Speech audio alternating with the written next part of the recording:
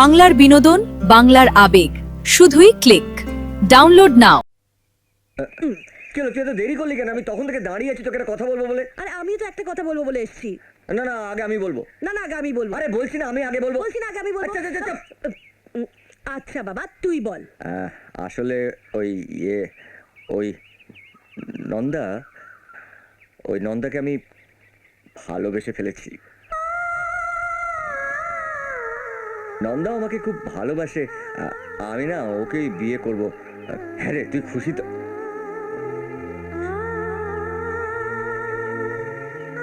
কি তোর তোর চোখের জল কেন?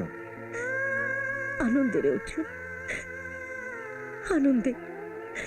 এত ভালো একটা খবর, আর আমি খুশি হব না? আমি খুব খুশি হয়েছি রে।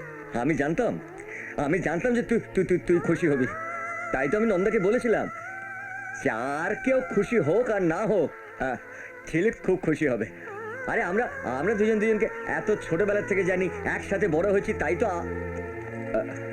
ঝিলিক, এই ঝিলিক,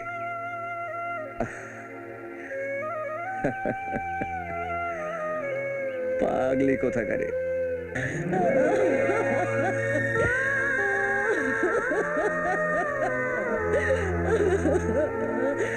ঝিলিক, ঝিলিক, এই ঝিলিক,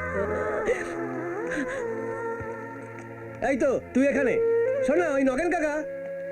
একিরি, তোর চোখে জল, তুই কাঁদছিস, কি হয়েছে তোর? কই কই কাঁদছি না তো। আসলে আসলে চোখে কি একটা যেন পড়েছে, তাই। ছোটবেলা থেকেই তুই, আমি, গুরু একসঙ্গে বড় হয়েছি, আর আজ তুই আমার চোখেই ফাঁকি দিতে চাইছিস? বল কি হয়েছে, বল কি হয়েছে?